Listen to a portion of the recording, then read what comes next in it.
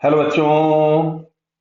यहाँ लिखा गया है small ball of mass 1 kg kept in the circular path of radius 1 meter inside the concentric smooth horizontal fixed casing of radius capital R.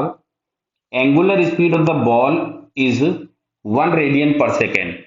बेटा ये casing का मतलब समझ में आ रहा है। आपके घर में कोई बड़ी थाली हो जिसमें हम खाना खाते हैं, तो आपने उसमें देखा होगा जो लास्ट बाउंड्री होती है, जैसे अब आजकल तो वो प्लेट्स चलती हैं फ्लैट, बट अगर हम पुराने समय वाली बात करें तो हम लोगों के पास थाली होती थी जिसकी साइड बाउंड्री जो होती थी वो वर्टिकल होती थी।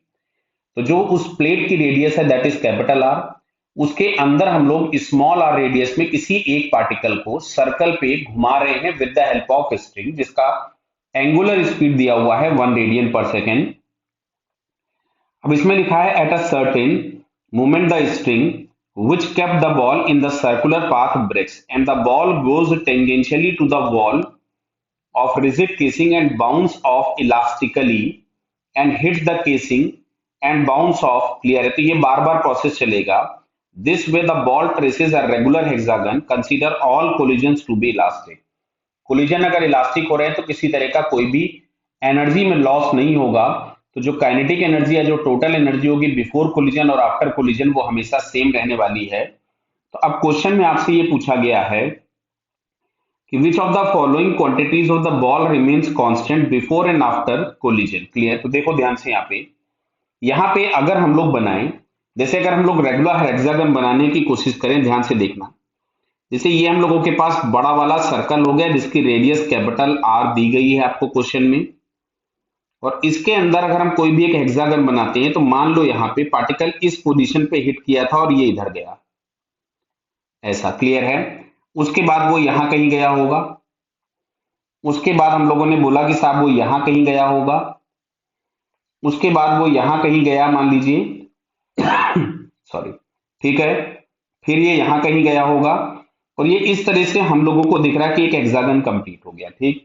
अच्छा, कोलिजन इसमें इलास्टिक दिए गए हैं तो काइनेटिक एनर्जी कंजर्व हो जाएगी।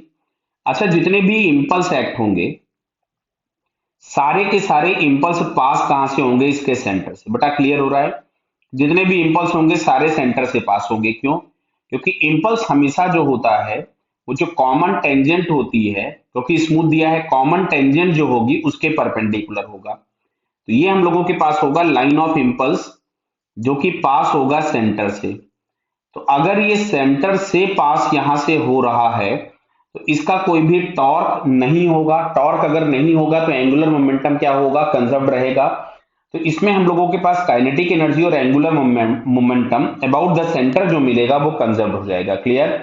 जो कि हम लोगों को जैसे दिया लीनियर मोमेंटम तो कंजर्व नहीं होगा। 100% लोगों को समझ में आ रहा होगा कि पहले वेलोसिटी इधर है और तुरंत वेलोसिटी का डायरेक्शन क्या हुआ? चेंज हो गया।